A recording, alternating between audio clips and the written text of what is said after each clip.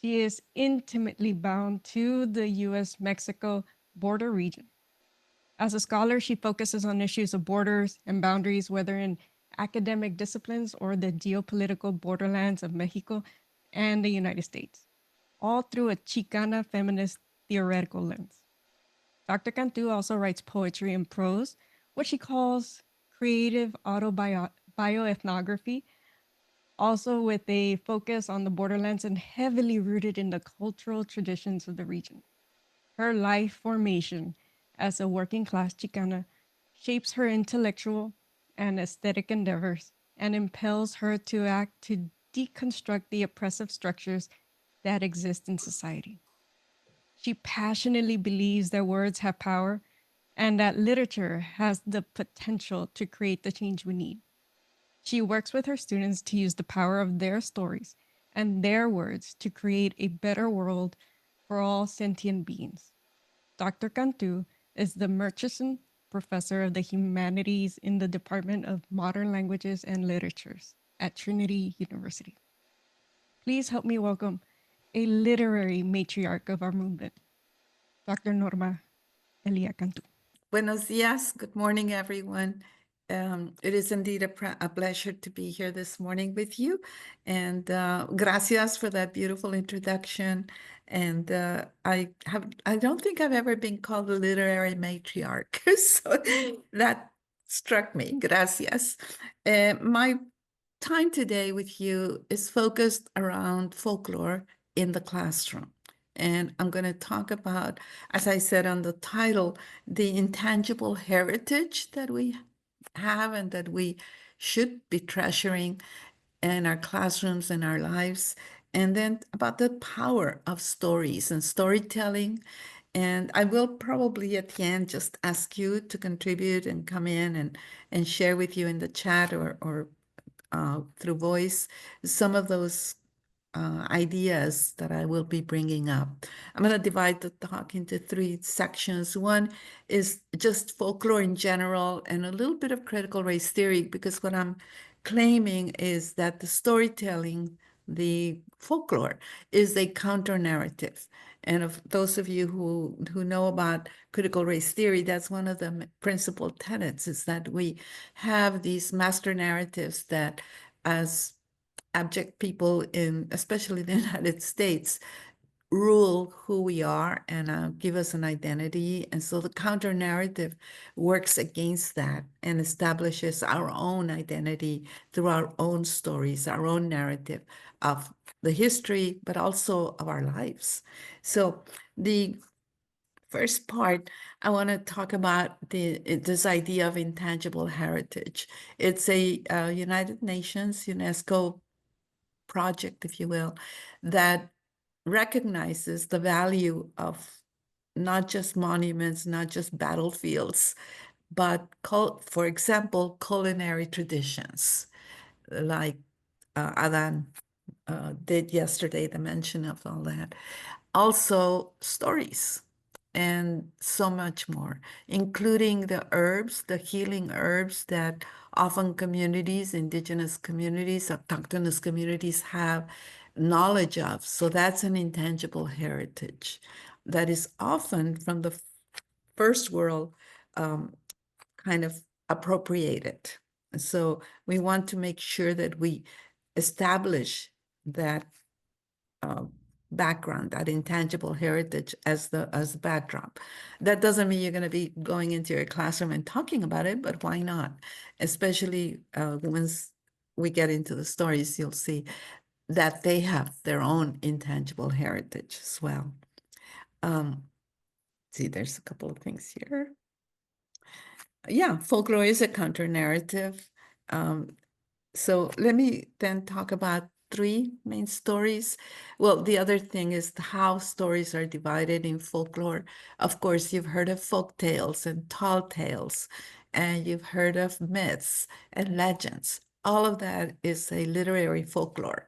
That is stories that are there to shape to instruct the next generation. Folklore is not something that is necessarily written, although now we have a lot of books that have that. It is what is passed down from one generation to the other. And just like in food waste, by the way, the section of folklore that deals with food is called food waste. Just like that, intangible heritage transmits, as you were saying in the chat as well, identity. It transmits a sense of being. It transmits who we are as a people, as a collective, as a group. So does stories, or so do stories. Storytelling happens at three levels, and this is my own take on it. I am a scholar of narrative literature, but I also focus on how the stories are told. So we have national stories, we have community stories, and we have personal stories. If you can imagine like a concentric circle, starting with the personal, then the community, then the national, and even international. For example, fiestas go along with it. And what good example is Christmas? We have, of course, the narrative that is biblical, and that's international. It happens in many places. And then we also have the one in the community. So I study pastorelas. Pastorelas are shepherd's plays centered on Christmas. And one of the first things that I noticed reading the many different pastorelas, my dissertation was the one in Laredo, of course, but the very many different ones have local adaptations. So it's community storytelling. And then the personal narrative of the person who plays El Arcángel Miguel or who plays El Indio. In some pastorelas, you have Native Americans, which is totally anachronistic, but that's the power of that story for that community. So that's one level. The other level of storytelling that, well, the three levels, but the main level that I'm going to talk about today is the community, because we are working with our community identity. And some scholars have claimed that education was designed, so formal education was designed so that we have a sense of community.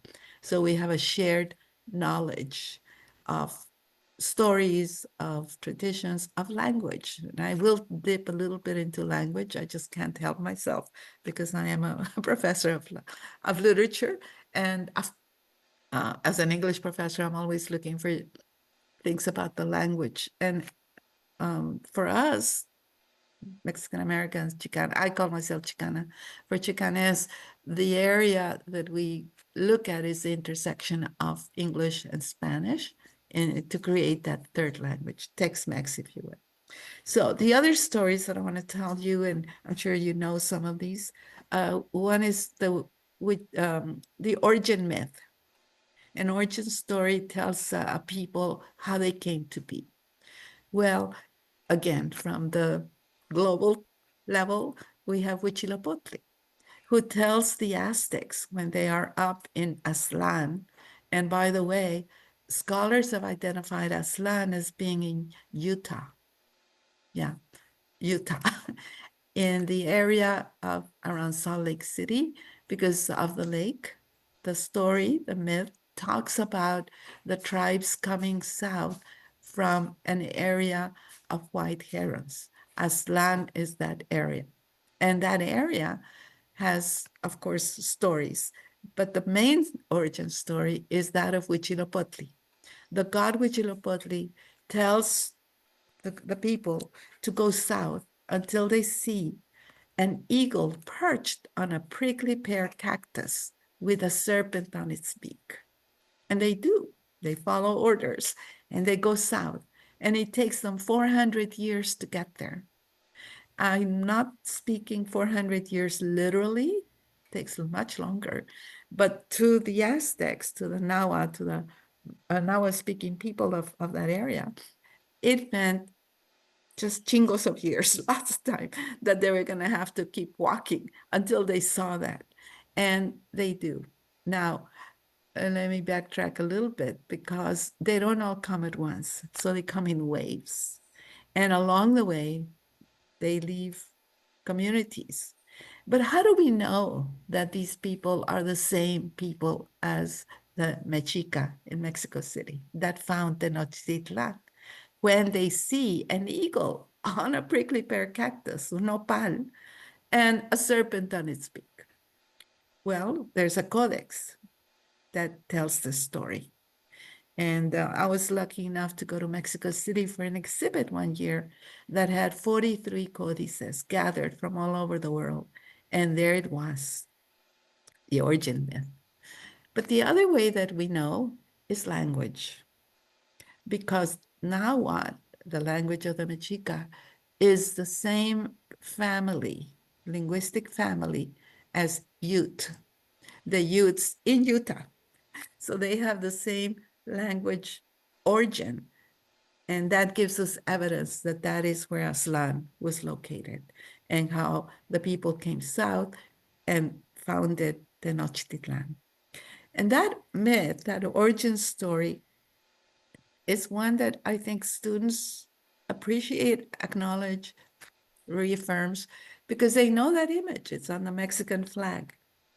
And the story itself, and there are many variants, but the one that I prefer is the one that says, the one that I just told you, that these people come in waves. Because when they get to Mexico City and they see that, it isn't the same people that started the journey. It's generations later, but the story is still there.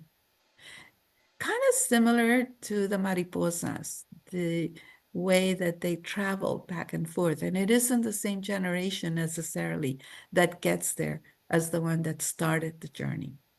So that could be like a parallel. And on a that's the global story that then you can bring it down to personal and make it personal. The second story that I want to share with you is about the China Poblana. I've been doing a little bit of work on the China Poblana. I presented with another colleague from Laredo, Gabriela uh, Garcia, who is also working on this idea of the China Poblana, but she's looking at it as a dancer. She teaches folklorico dance, and I'm going to talk a little bit about dance too later. But the story of the China Poblana is another, not an origin story, but it's like a legend because it tells of a real person who existed in Mexico. The dance comes later, but the outfit that she wears, it's the story is explaining why that outfit and how it looks. The China Poblana is based on a real person, like I said. And the story goes, there's again variants. In folklore, you will find that there are many variants because it's of the people. And in telling the story, people change it. So the variant that I like to tell is that there was a woman who came to Mexico through pirates. There was a very rich person in Puebla who wanted the a maid, if you will, somebody to come work for them, and ordered, if you will, somebody to get them, and they do. The pirates capture this Asian woman, and we don't know because in some tales it's somebody from India, in other tales it's somebody from China, but it is an Asian woman. It could have been from the Philippines because at one time Spain was in the Philippines, and brings her when they get to Veracruz and then on to Puebla. The captain decides not to sell the child, but keeps the child and raises her as his own. And that family is the one that gives her a name and all that. And I'm sorry, I'm forgetting the name. And they raise her as their daughter. It's a wealthy family.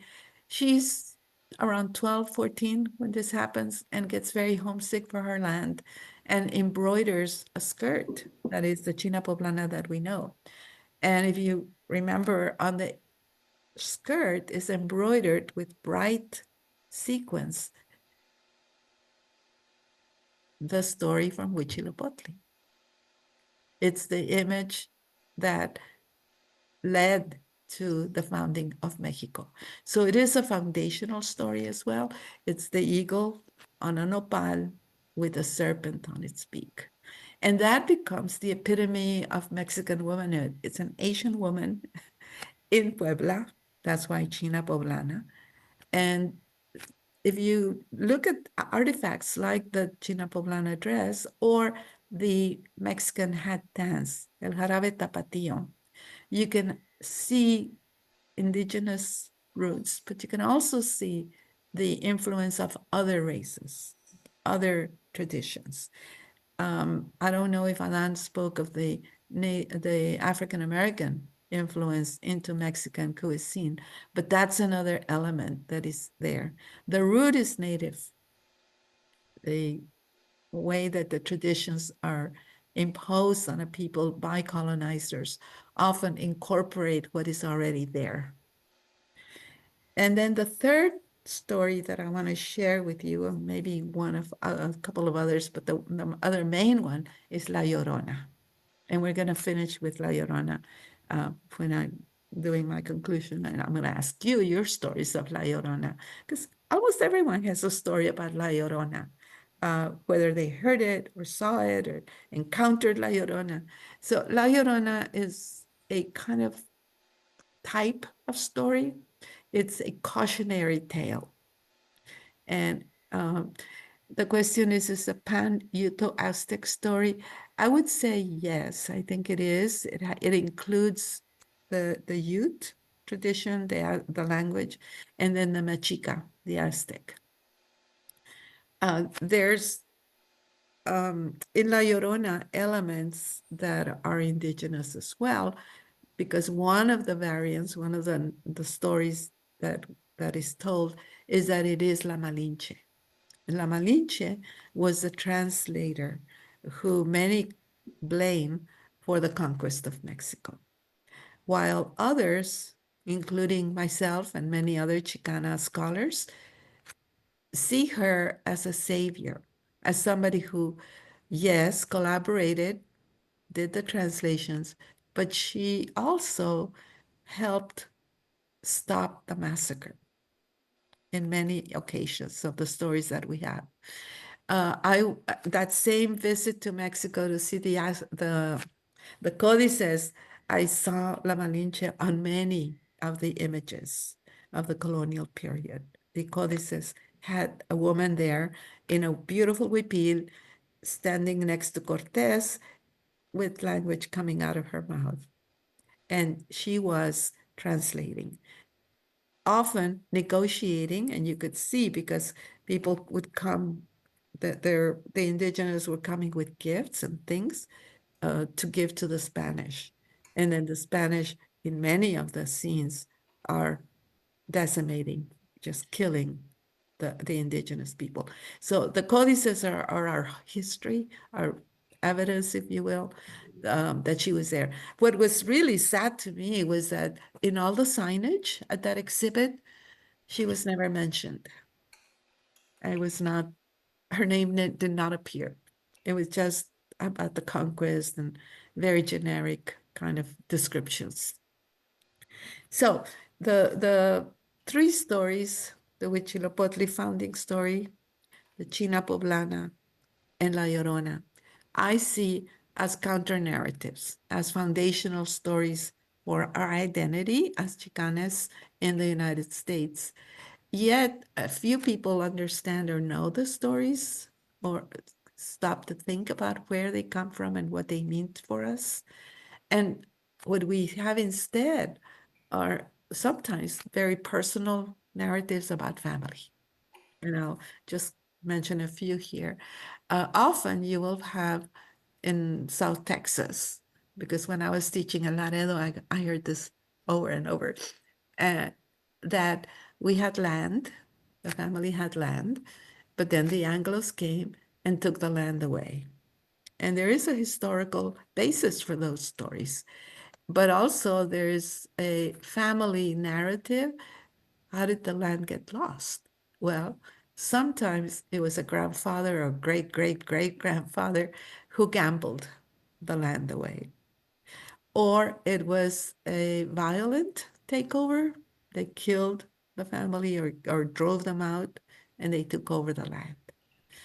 And the one that is probably the most plausible is that the people didn't understand the legal standing.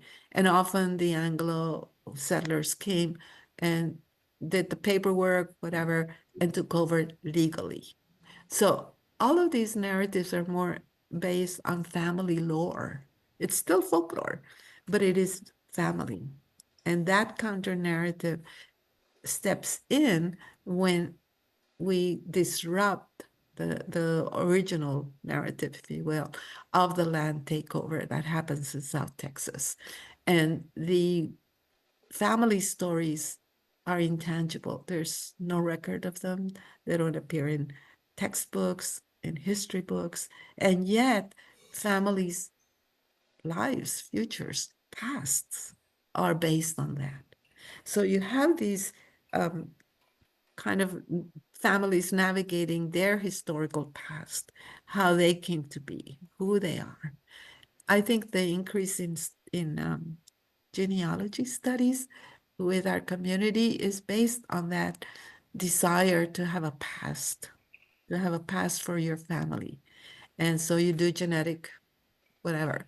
I can tell you when I was in Spain in 1979, 80, studying for the pastorela, I had a Fulbright to go study for my dissertation.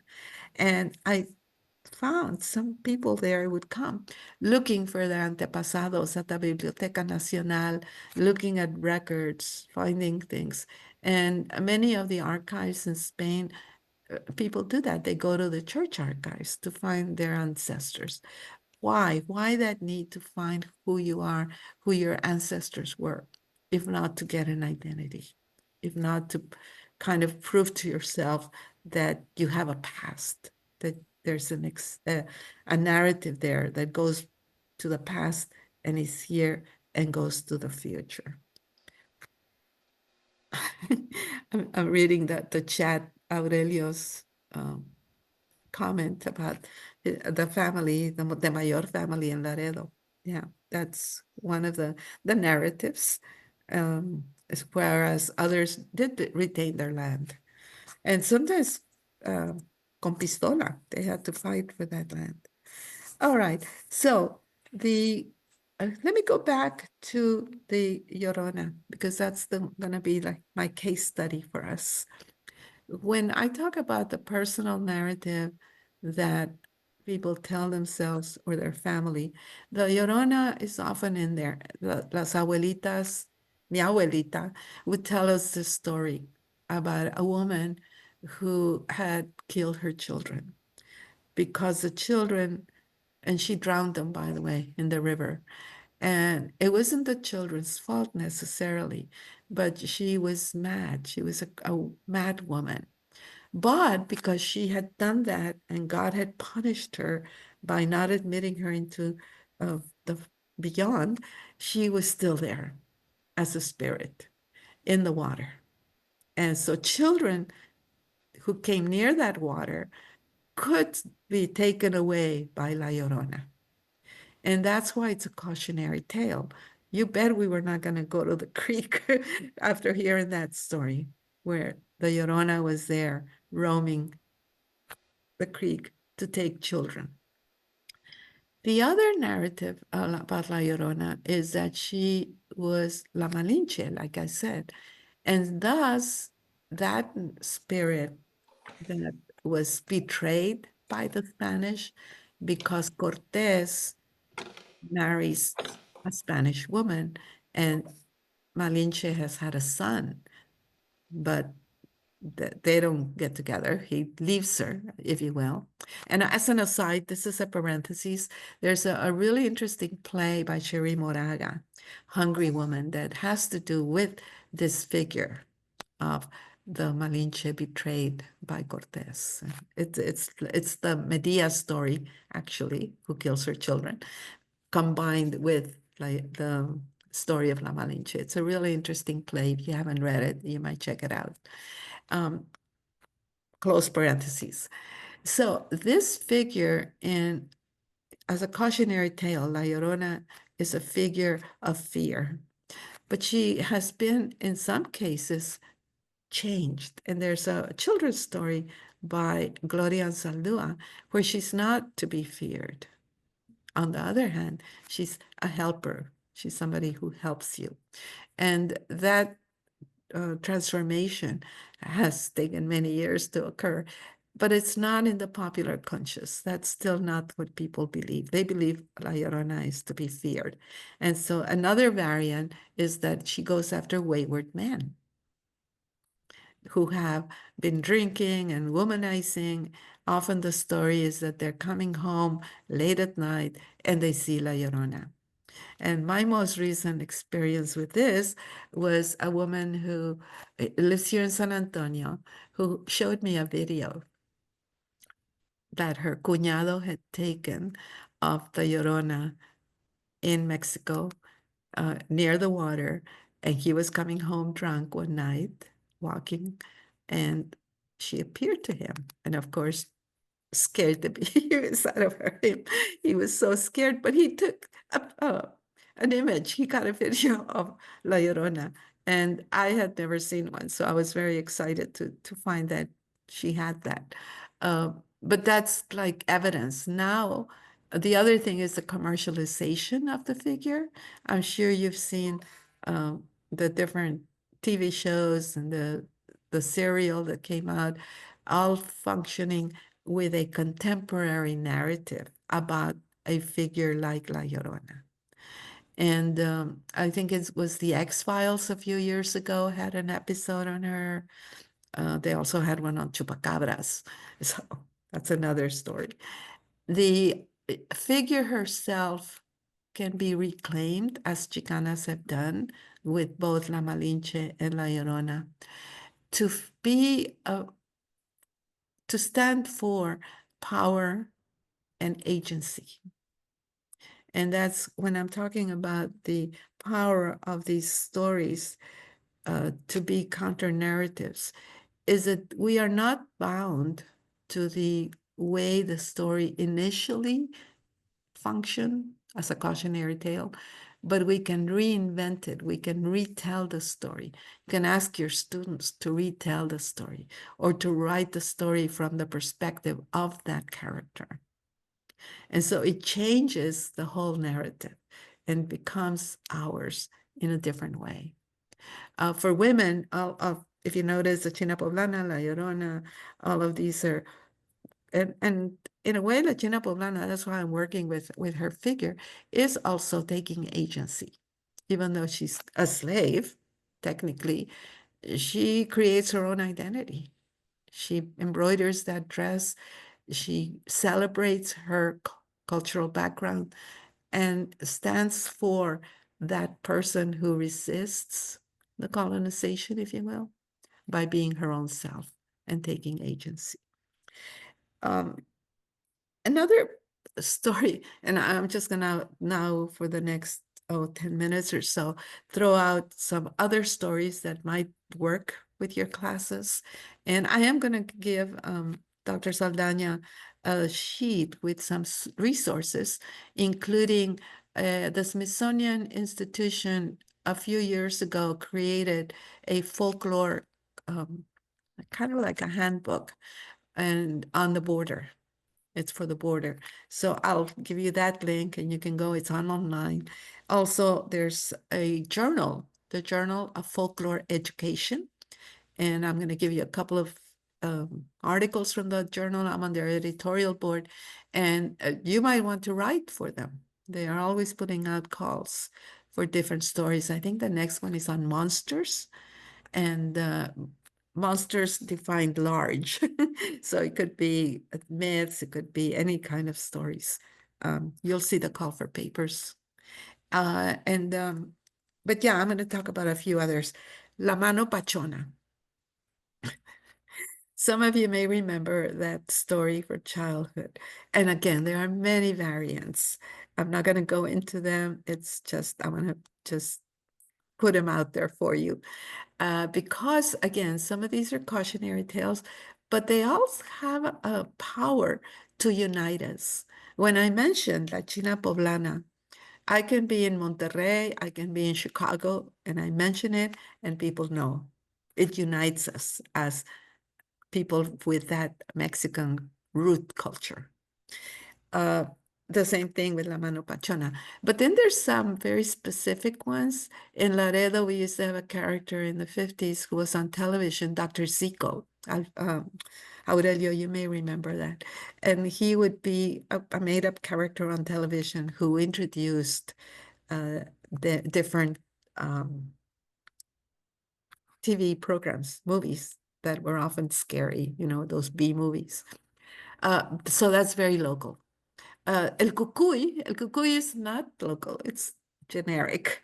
And you find that character as a cautionary tale across geographies from California to New York, where there is Mexican origin people. The Cucuy is, again, takes many forms. There are different stories about El Cucuy, but they all have that sense um, of kind of pushing or teaching people or identifying people. And the secondary is to make us one, to unite us culturally. Let's see. Um, I don't know if you've heard of La Donkey Lady. It's a very San Antonio thing. So those of you from San Antonio, I'm sure have heard of La Donkey Lady. And there's again variants about it. Most recently, a local artist, a playwright, a performer has taken that character and created a play around her, giving her all these powers and so agency.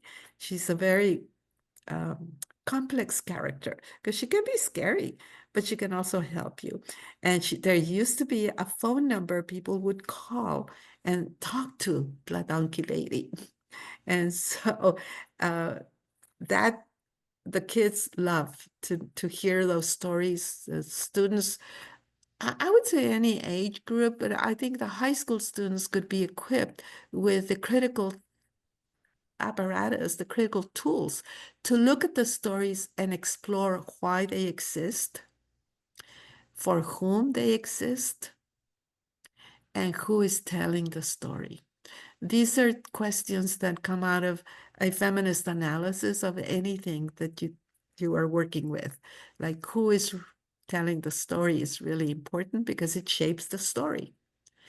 And how we understand the story, what is it doing, why is it being told, is a very critical thinking level question. And you start finding, at least with my students, I find they teach me because they bring things that I may not have thought of. And from a perspective that I may not be, because I'm different. I have a different age, gender, whatever. So they're coming at it differently. And it makes for, I think, in a classroom, really lively discussion. And the papers that I received in Laredo when I was teaching there, especially because I was doing more of this there, were just incredible. The rich lore in that community at any level. Another area of folklore that I like to look at is language. I said I was going to talk about language. So I'm going to now switch a little bit. And linguistically, you can look at these stories and find um, evidence of language change, but also you can look at the stories and look at the words themselves in Spanish, but also in English, because some of the Llorona narrative has been switched around and it exists in many versions. Por ejemplo, the one that Gloria Anzaldúa talks about, uh, and how she is called in some places La Gritona, uh, in fact, I have an anthology on La Llorona coming out, and I hope soon. It's at Trinity University Press, and we're doing copy edits right now. But it's really a rich collection, it's an anthology of not just stories about La Llorona, but critical analysis of the way that it has functioned. There's a punk rock group, FEA, that uses Llorona. And so somebody has written an essay on that. And so there's a lot of stuff that. Oh, Sylvia, you're talking about elementary school that has a ditch where there was a boot in there, and we used to say it was La Llorona's. Oh no, the donkey lady. I see. There were donkey noises when, I'm so glad that some of you are remembering this on the chat, because yes, it's a common, but we don't bring it into the schools necessarily. And sometimes that's the hook that the students really like to hear these local stories. Another, well, I was going on with the language, is dichos. And many of the dichos have been lost. People don't use them as much. And students are fascinated by the way the language works itself, especially when you switch back and forth and create new words. Uh, and from an English professor's perspective, you can teach English grammar, anything in English, using folk language, the language of the people. And I was just noticing, the coverage we're hearing about the disaster in Central Texas. My heart goes out to those affected by that. The people who are being interviewed in Univision speak Spanish, and it's a Spanish that is not normally found on Univision. Let me put it that way. I don't know if you've watched any of it, but they say asina. Um, Yesterday was trampando. Uh, it's verbs that I haven't heard in a long time or haven't been around. So I think that people are still using a language that we don't recognize in the academic or in the school setting. And it is a legitimate language. It's people's language. They communicate with it. So we need to accept it, valorize it, and integrate it into our studies and look at how and why people are doing this. Why would somebody still be saying asina when it has been so, um, what's the word, demonized maybe? Because it's supposed to be uncouth to say asina. Well, if you tell the students it's an old word that comes to us from Spanish and it's still being used. It's not archaic Spanish if people are still using it. So that was my little bit on language that I wanted to kind of put in a plug for acknowledging students' language and accepting it. That doesn't mean we don't teach the standard mainstream language that they will need in jobs or in college, but it does mean that they feel seen and heard. And I think that's one of our goals. For me, folklore has been a way to celebrate those things that are often unseen and unheard and kind of push it aside. So I think I'm going to stop around right here to ask if you have any questions or want to comment.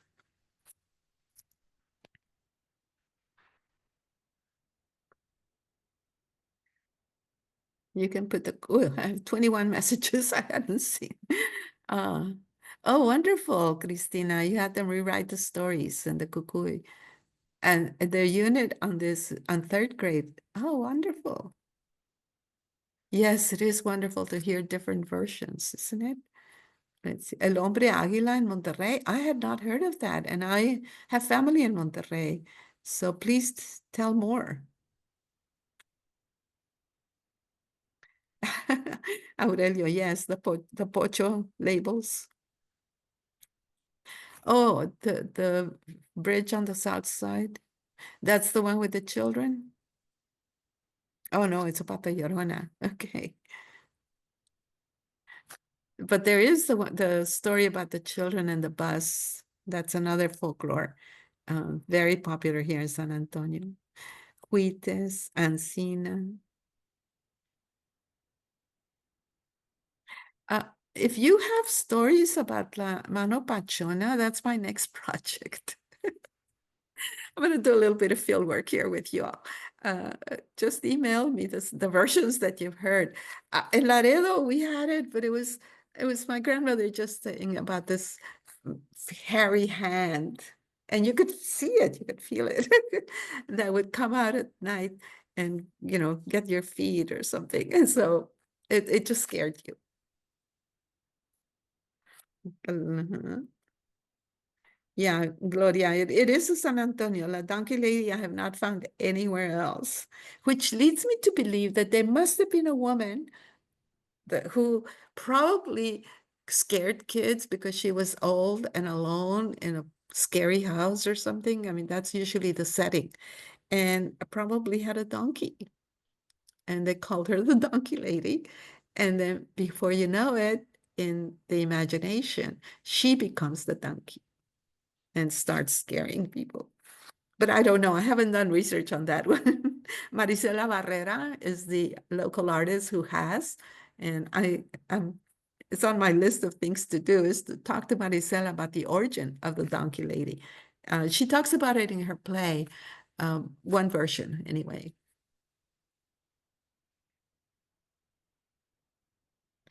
The chupacabra, yeah. Yes, Roel, the students just love that unit. But what I'm trying to say is we could put it into every unit. It doesn't have to be just one time in one particular period. Por ejemplo, at Halloween, usually I get calls from reporters wanting to hear about Day of the Dead or Halloween and La Llorona and stuff during Halloween. But why can't we talk about it when we're talking about mythology and bringing Netzahualcoyotl, or the poet king, and bring his poetry in when we're talking about poetry? So it's integrating the indigenous and the folklore of our community into every unit across the curriculum. For a time there was writing across the curriculum. I think they also had math across the curriculum. Why can't we have folklore across the curriculum? And we don't even have to call it folklore. It's just that the content gets integrated into the lessons across the curriculum, especially for writing, but I think that would work for others as well, for other units that you might be doing. Uh, for me, folklore has always been there. My abuelita taught me the names of the herbs, y para qué eran, y que la manzanilla, y el albahaca, and all of that. So I kind of grew up with it. It was part of who I was. But it wasn't until college that I realized it could be a study, it could be a subject. I was lucky. I'm sorry, that's my clock telling me it's time. Telling me that it was important. And I began working with folklore at Laredo. We collected children's folklore. I have a book called Say See. And I now it's about the jump rope rhymes and dichos and trabalenguas. Trabalenguas, kids love them. And it's a way that our parents taught us how to, for example, roll the R. R con R cigarro, R con R barril, que recio corren los carros del ferrocarril. And so it's one of those from my childhood. The I'm sorry, I'm being distracted by that clock ringing. I forgot to look over here. I have 7 new messages. Uh-huh. Great. Javier Garza. I'll look him up. It is. I've seen the book. Yeah.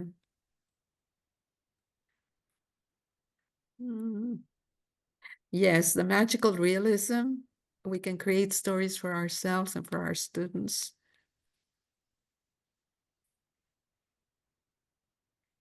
I may be missing some of these.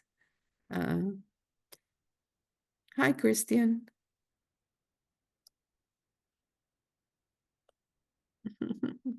Oh, thank you for using Canicula. There are a lot of stories and a lot of folklore in Canicula.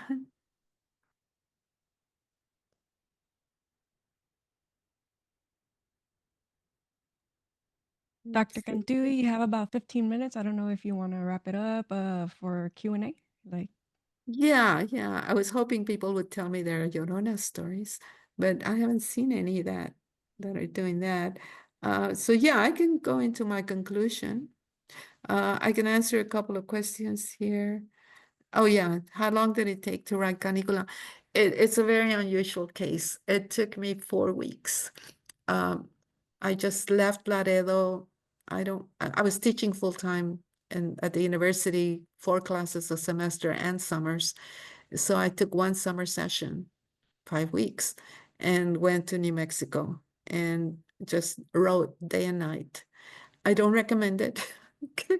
But it was the only way I could do it. And it was a story. It was not the story I was working on. I was working on the Matachines book, and they just kept coming, and I had to do it. And because I was in New Mexico, in Albuquerque, Ana Castillo, the writer, my friend, had left. She was recently married and was moving to Florida, I think. So I stayed in her house and I had accommodations. I had to rent a computer because we didn't have laptops back then. This is 93. So I wrote it in 4 weeks, and it was mostly my memories. I didn't have the photographs in front of me, so I was recreating them from memory.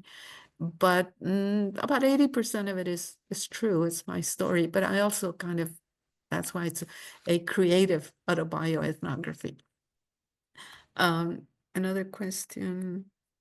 Oh no, it's a link to a YouTube. I don't know who that is. Maestra Cisneros, you want to tell us what that is? Or the link is to?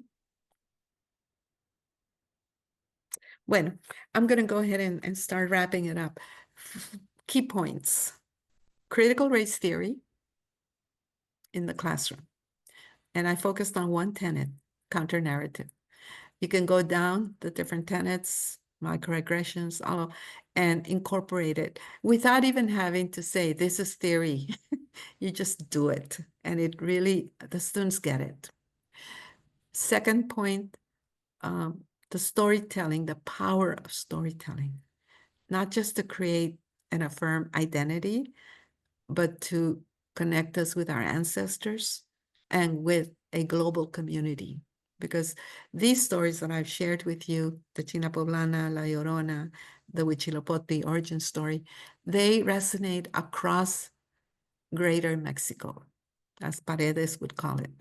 Americo Paredes, who coined the term Greater Mexico to refer to the Mexican population anywhere in the United States, in Europe, wherever the Mexicano lived.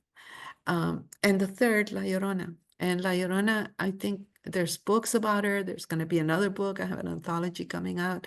But más que eso is the personal connection to the folklore, to who we are as a people. Folklore means the knowledge of the folk, of the people. And so it's, in a way, pretty much grassroots knowledge. It's what we have in our communities. I refer you to the Esperanza Peace and Justice Center. They celebrate community lore, folklore. They have the Casa de Cuentos. They've done oral histories, and many of their projects have to do with that.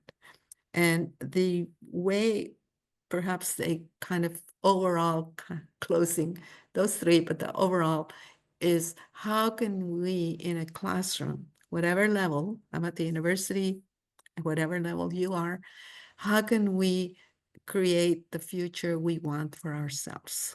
How can we create the world? Angela Valenzuela talks about how we're always creating a world. We're always creating um, the spaces and inhabiting the spaces that we want to have. Uh, I just saw um, HEB Bag has one of Rumi's thing, be the change you want to see in the world. Um, they don't credit Rumi, but it's there. And so we have this urgency at this time because of what is going on in our country and in our world, because it's not just here. I was just in Europe and they are also facing all kinds of challenges. We need to be creating that through the students arming them with the tools to be able to survive and to create this better world for all of us. And for me, that means acceptance, listening, acknowledging, really listening and seeing where they're coming from. It doesn't just affect them, it affects their families. I don't know how many students have come back and told me, por ejemplo, that the mother or the grandmother read Canicula, or they tell the family, they share with their family what they're learning in our classrooms. So I think it's really critical that we as educators are aware of the power we have and the power of our story, our personal story. Don't be afraid to tell your students the challenges you faced, because you will be modeling something for them, that you survived, that you're here. I think I'm going to close with that. Um, uh, oh, yeah. Our shared love of cautionary tales speaks to resilience as a people. Absolutely. Mhm. And thank you, Aurelio, about mentioning the Museo del West Side. That is going to be a repository for some of these folk tales and things. Thank you so much. If anybody else wants to unmute or has any questions, reflections,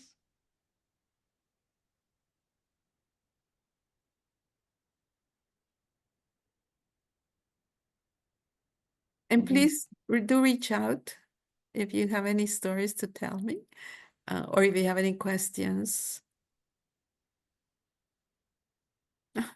Gracias, Aurelio. All right. And with that, I want to say thank you so much, Dr. Cantú, for sharing your wisdom, your stories, and your presence with us today. Your words remind us that curriculum is never neutral and that our histories, our languages, and our lived experiences deserve to be centered and celebrated. Thank you so much.